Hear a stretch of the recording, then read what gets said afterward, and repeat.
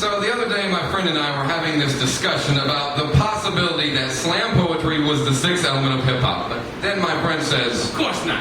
I mean, come on, think about it. Could Shakespeare ever be hip-hop? And at the time I said, no, there is no way that Shakespeare with knee-length pants, knee-high socks, didn't know a thing about trying to pop and lock them, Biggie and Pop, slinging crack rock, mad jump shot, could ever be hip-hop. But that's when it hit me. You see, Shakespeare is the undisputed king of modern English. He taught us how to put the swagger back in our language. You see, back then, Cool Herc was kind of like Homer, because he was the one that started. You know, he stretched vinyl on the table and spun it to make it magic. The way Homer stretched out papyrus to write wonderful and tragic, and the truth is, the Iliad and the Odyssey were kind of like rappers alike. Yeah, because it was long and drawn out, and some of the verses ain't quite fit right. Right, but they were the building blocks to what came next. The CDs, MP3s, and the printing press. The Apostle Paul was kind of like Pop. Right, because they weren't scared to paint pictures of perfection pinned to the cross. And yes, it was similar to how they were lost, but by now, shouldn't it seem strange that we always kill the people capable of change? Jesus, Gandhi, Lincoln, Martin, Malcolm, Paul the Apostle, John Lennon the Beatle, Paul McCartney the Beatle.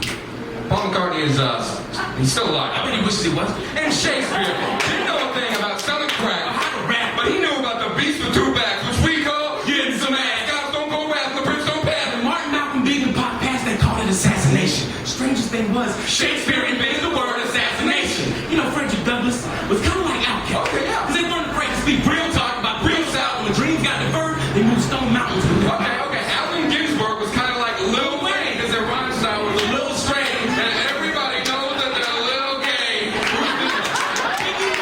Just like Edgar Allan Poe. Right, because they both so mighty and heavy and slow. They both told great stories of storm clouds and dark skies. And they both loved their moms for most of their lives, and nobody knows exactly why they died.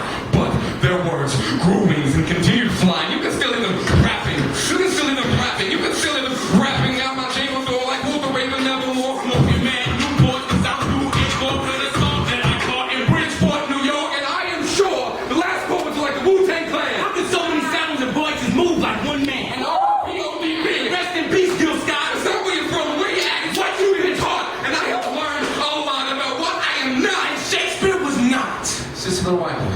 No, person book. No, he spun stories and flung fiction about not judging somebody by how it looks. He knew how to drop tragedy and knowledge. And just like Kanye, he never